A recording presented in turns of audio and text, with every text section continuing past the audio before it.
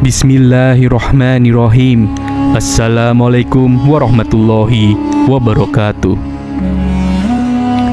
Malam itu, langit di sekitar Gunung Sinai terlihat muram.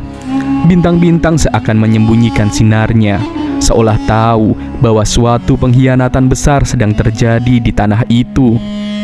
Bani Israel yang baru saja dibebaskan dari belenggu Fir'aun di Mesir telah menanti Musa alaihissalam kembali dari pertemuan dengan Allah di atas gunung. Namun di tengah-tengah mereka, seorang pria bernama Samiri mulai menyusun rencana yang akan menjerumuskan mereka ke dalam kesesatan yang dalam.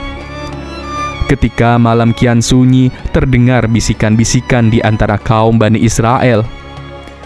"Di manakah Musa? Apakah ia telah meninggalkan kita?"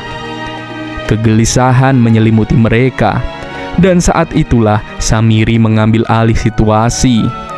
Dengan senyumannya yang penuh tipu daya, ia mengangkat segumpal emas di tangannya. "Wahai Bani Israel," katanya dengan lantang, "janganlah kalian khawatir. Aku akan memperlihatkan kepada kalian tanda kehadiran Tuhan." Dengan tipu muslihat, Samiri mengumpulkan emas-emas dari kaum Bani Israel, lalu membentuk sebuah patung anak lembu.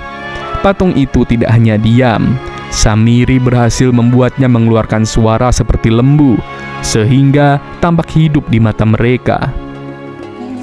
Tertarik oleh tipu daya ini, banyak dari Bani Israel mulai menyembah patung anak lembu tersebut. Sebelum kejadian tragis ini, Samiri adalah salah satu dari pengikut Musa alaihissalam. Namun hatinya dipenuhi kecemburuan dan ambisi tersembunyi ketika Musa alaihissalam naik ke Gunung Sinai untuk menerima wahyu dari Allah. Samiri melihat peluang untuk memanipulasi kaum Bani Israel. Saat orang-orang mulai cemas dan gelisah menanti kembalinya Musa, Samiri memanfaatkan keadaan ini dengan sangat licik. Dengan hati penuh dengan rencana busuk, Samiri menghampiri kerumunan orang yang gelisah. "Kalian menunggu Musa?" tanyanya dengan nada meremehkan. "Bukankah terlalu lama? Mungkin dia telah meninggalkan kita." Lanjutnya sambil tersenyum penuh siasat.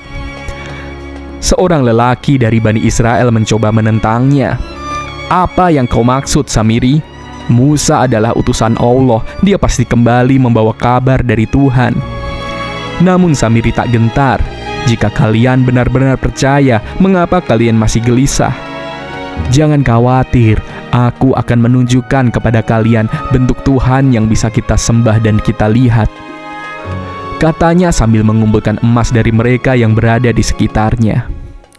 Samiri lalu mengumpulkan semua emas tersebut dan dengan terampil membuat sebuah patung anak lembu yang berkilauan di bawah cahaya matahari. Patung itu tidak hanya berkilau, tapi dengan siasat dan sihirnya, Samiri membuat patung tersebut mengeluarkan suara seperti lembu. Orang-orang yang melihatnya merasa heran dan terkagum-kagum. "Ini adalah Tuhan kita," ujar Samiri penuh tipu muslihat. "Tuhan yang bisa kita lihat dan kita sembah, bukan seperti Tuhan Musa." Orang-orang yang menyaksikan patung anak lembu itu mulai goyah. Mereka yang awalnya taat pada ajaran Musa mulai terpesona oleh keajaiban palsu Samiri. Dengan cepat, sebagian besar Bani Israel mulai menyembah patung tersebut, menganggapnya sebagai pengganti Musa yang sedang berada jauh di Gunung Sinai. Saat Musa alaihissalam akhirnya kembali dari Gunung Sinai, ia mendapati kaumnya dalam keadaan yang mengerikan. Hatinya hancur lebur melihat Bani Israel, kaum yang telah dibebaskannya dari penindasan Mesir, kini terjerumus ke dalam kemusyrikan. Ia melihat mereka bersujud di hadapan patung anak lembu, menyembah benda mati yang terbuat dari emas. Dengan nada penuh kemarahan, Musa kemudian bertanya kepada Samiri, "Apa yang telah kau perbuat, Samiri? Mengapa kau menyesatkan kaumku?" Samiri dengan arogan dan tanpa penyesalan menjawab, "Aku hanya memberi mereka bentuk yang bisa mereka sembah. Bukankah mereka telah kehilangan arah tanpamu, Musa?" Amarah Musa semakin memuncak, namun ia tahu bahwa tindakan Samiri tidak hanya berdampak pada diri sendiri, tetapi juga pada seluruh Bani Israel. Maka Musa alaihi salam berdoa kepada Allah agar kejahatan Samiri mendapat balasan yang setimpal. Allah Subhanahu wa Ta'ala kemudian memberikan hukuman yang mengerikan kepada Samiri. Ia dijauhkan dari masyarakat, dikutuk untuk hidup sendirian, dan setiap orang yang mendekatinya akan merasa jijik. Samiri pun terkena penyakit aneh yang membuatnya terasingkan dari siapapun. Tak ada yang ingin mendekatinya, bahkan mereka yang dahulu tergoda oleh tipu dayanya kini membencinya. Dalam kesendirian, Samiri merenung. Namun penyesalan telah terlambat. Hukuman dari Allah Subhanahu wa Ta'ala tidak hanya menghancurkan hidupnya, tetapi juga menjadi peringatan bagi setiap orang yang menyaksikan akibat dari kesesatan dan pengkhianatan terhadap ajaran Nabi Musa. Di tengah kesepiannya, Samiri sering berbicara sendiri, seolah berbicara dengan arwah yang tak ada. Aku hanya ingin memberi mereka sesuatu untuk disembah. Mengapa ini menjadi kesalahanku? Katanya penuh dengan penyesalan. Namun suara hatinya menjawab, "Kau tahu apa yang telah kau lakukan, Samiri. Kau tahu bahwa yang kau lakukan adalah kesesatan." Hari demi hari, ia hidup dalam penderitaan hingga akhir hayatnya. Sebagai pelajaran bagi semua generasi tentang bahaya kesombongan, tipu daya, dan penyimpangan dari jalan kebenaran. Kisah Samiri yang membujuk Bani Israel untuk menyembah patung anak sapi dari emas saat Nabi Musa pergi untuk menerima wahyu memberikan hikmah berharga tentang bahaya syirik, yaitu menyekutukan Allah, penyimpangan akidah, dan pengkhianatan. Kisah ini tercatat dalam Al-Quran, terutama di dalam surat At-Toha. Berikut beberapa hikmah yang dapat kita ambil dari kisah Samiri. 1. Bahaya syirik dan penyimpangan akidah. Samiri berhasil menyesatkan sebagian besar Bani Israel dengan menyuruh mereka menyembah patung anak sapi dari emas. Hal ini mengingatkan kita tentang pentingnya menjaga tauhid atau keyakinan hanya kepada Allah. Allah memperingatkan dalam Al-Quran. Kemudian Samiri mengeluarkan mereka patung anak sapi bertubuh dan bersuara. Kemudian Samiri mengeluarkan untuk mereka patung anak sapi bertubuh dan bersuara. Maka mereka berkata, "Inilah Tuhanmu dan Tuhan Musa." Tapi Musa telah lupa. Quran Surah Toha ayat ke-88. Allah menyebutkan dalam Al-Quran bahwa menyekutukan Allah adalah dosa besar dan tidak terampuni jika tidak bertaubat, seperti yang disebutkan dalam Quran Surat An-Nisa ayat ke-48. Sesungguhnya Allah tidak akan mengampuni dosa mempersekutukan sesuatu dengan Dia, dan Dia mengampuni apa yang selain itu bagi siapa yang Dia kehendaki. Barang siapa yang mempersekutukan Allah, maka sungguh ia telah berbuat dosa yang amat besar. Hikmah yang kedua, pentingnya kesabaran dalam menjaga keimanan. Ketika Nabi Musa alaihi salam kembali, ia mendapati kaumnya telah menyimpang. Nabi Musa menunjukkan ketegasan dan kemarahan dalam menghadapi penyimpangan akidah ini. Ketegasan ini mengajarkan kita pentingnya menjaga keimanan dan tidak mudah goyah oleh ajakan sesat.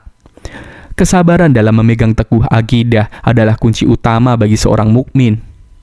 Hikmah yang ketiga, pengkhianatan dan pengaruh negatif dapat merusak kaum. Samiri adalah contoh bagaimana satu orang bisa menyesatkan seluruh kelompok. Ini menjadi pelajaran tentang bahaya pengaruh buruk dan betapa pentingnya memiliki pemimpin atau teladan yang benar-benar berpegang teguh pada ajaran Islam. Dalam surat Toha, Allah menyebutkan betapa Nabi Musa sangat kecewa terhadap kaumnya dan menegur mereka karena mengikuti Samiri. Maka sungguh kami telah menguji kaummu setelah engkau tinggalkan mereka, dan mereka telah disesatkan oleh Samiri. Quran Surah Toha ayat ke-85. Rasulullah Shallallahu Alaihi Wasallam juga mengingatkan pentingnya mencari teman yang baik. Seseorang akan berada di atas agama sahabatnya, maka hendaklah salah seorang dari kalian memperhatikan siapa yang ia jadikan sahabat. Hadis riwayat Tirmizi. Hikmah yang keempat, hukuman bagi orang yang menyesatkan kaum. Sebagai balasan atas perbuatannya, Samiri dihukum dengan dijauhi oleh masyarakat dan terkena penyakit yang menyebabkan ia diasingkan. Allah menegaskan bahwa siapapun yang mengajak kepada kesesatan dan menyebarkan ajaran yang menyalahi tauhid akan menerima hukuman yang setimpal. Hukuman bagi orang yang menyesatkan umat adalah peringatan keras agar tidak main-main dalam menyebarkan kesesatan. Dan engkau berkata, untukmu di dunia ini hanya bisa mengatakan, jangan menyentuh aku. Dan sesungguhnya bagimu hukuman di akhirat yang engkau sekali-kali tidak akan bisa menghindarinya. Quran Surat Toha ayat ke-97.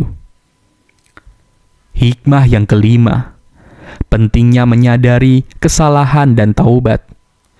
Kisah Samiri juga mengingatkan kita tentang pentingnya bertaubat dari kesalahan dan kekeliruan, terutama saat tergoda untuk menyekutukan Allah.